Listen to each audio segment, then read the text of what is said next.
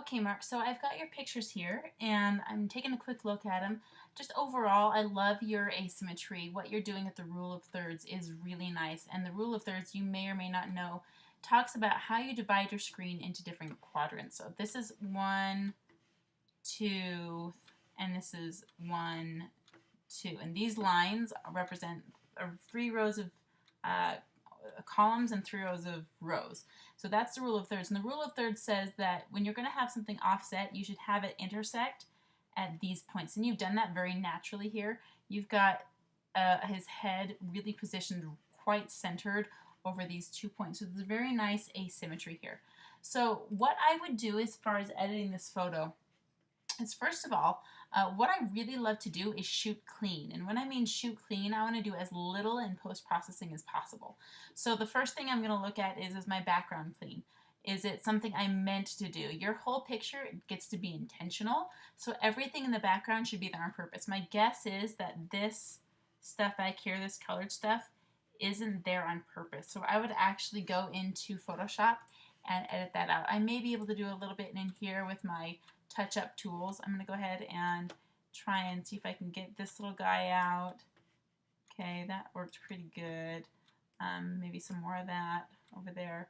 This is quite a large chunk, so I'm not sure how much I'm going to be able to get out within Lightroom here. It looks like a little bit, but it would better be done it would be done better rather in Photoshop, because I'll have more precise tools. This is mostly for general editing and light adjustments and things like that. So that's what I would do in this photo. I would take out these people back here. Just they're not part of your image. They're not part of what you're wanting to make. Those colors are distracting, things like that. So you can see, I've gotten rid of them, but it doesn't really look that clean. You'll be able to tell that's edited in post. So you'll just want to go into Photoshop later on and do that. There's also a dude's arm over here, it looks like, sticking out of a sleeve. So this one I would clean up in Lightroom. That cleans up probably just fine like that. Okay, so that's one thing you want to do. Also, depending on what you're shooting with, you're going to want to make sure your white balance is on. This white balance looks pretty good. What I would do is take down the reds. Most cameras are made in Eastern countries like China or Japan, and they calibrate high for reds because their skin tones are so different. So what you're going to want to do is take the reds down a notch, or maybe 2 notches, and then I actually kick the reds into more of an orange territory, just to make sure that my face looks like the skin tone that I want. So you can see the before, look how red that is, and then after I've got a much better skin tone. Blemishes like this, I'm usually not a fan of photoshopping, but I will take out blemishes since they are temporary anyway, and it could have been there before. Go into a space where it's not there before. So, that's what I would do with that picture. Again, this is a really rough edit, but colors are a big deal for me. I'm kind of a color snob, so I want to have really, really good colors. Colors are going to look different depending on which printer you're using, which color space you're using. So you get to be really, really picky. Make sure your camera's color space matches your computer's color space, which matches your printer's color space, so that the same colors look the same all the way through. So I'm also going to enable lens profile corrections there. That's going to take care of a little bit of the fisheye effect that we have here. I don't have your camera profile in here for some reason. That's saved on the metadata. So usually this will show up with your f-stop and your shutter speed and all of that. I don't, for some reason, don't have that on this photo. It wasn't saved in the metadata. So that's what I would do with that photo. Looks like, I'm not sure which one was the edited one that you sent in, but that's kind of what I would do, is just fix your reds, look at your colors, make sure you're shooting clean. This one is a really beautiful shot. The lightest thing you want to have in your photo is actually the face. So this right back here is actually lighter than her face. You've caught the sun really well on it. It's beautiful.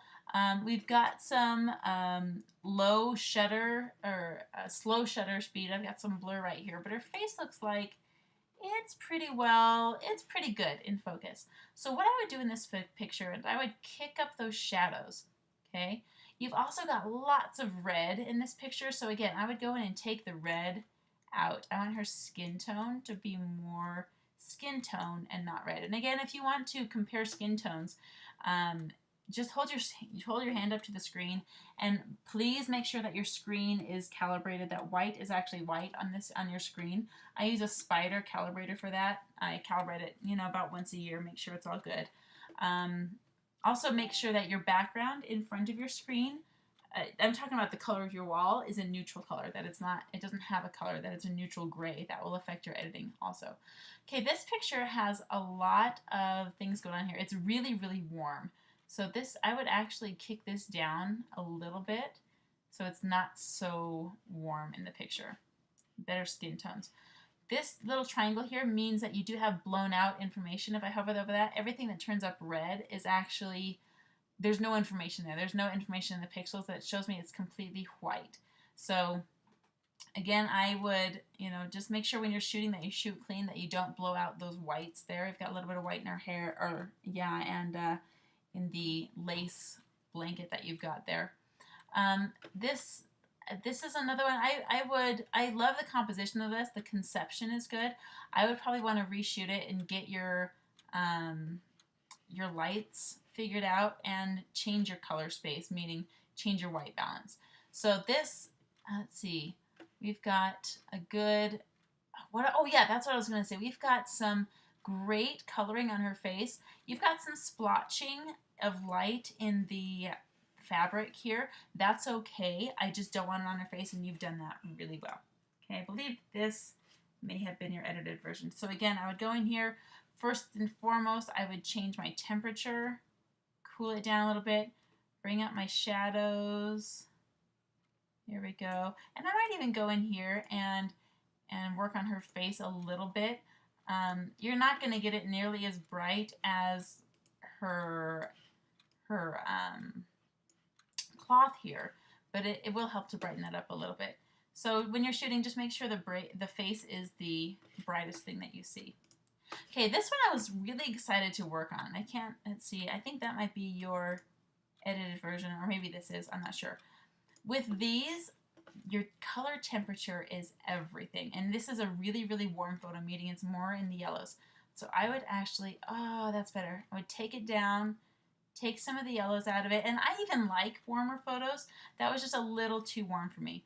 This one, she's pretty close to the camera, and it's causing some distortion. It's making her nose a little bit bigger than it would proportionate to her face. So I would back up, take a step back if you were to shoot a portrait like this again, or even just change your lens. Again, I don't know what lens you're using. It doesn't give me that information up here, but just take a step back and look at your distortion there. Again, you've got a clean background here. Her hair isn't too much in her face. It's got a nice swoop down here. If you were going to blow this up, I would take away these little flyaways right in here. Just take these, and especially this big one right out here. Just clean those up, make it look nice and pretty.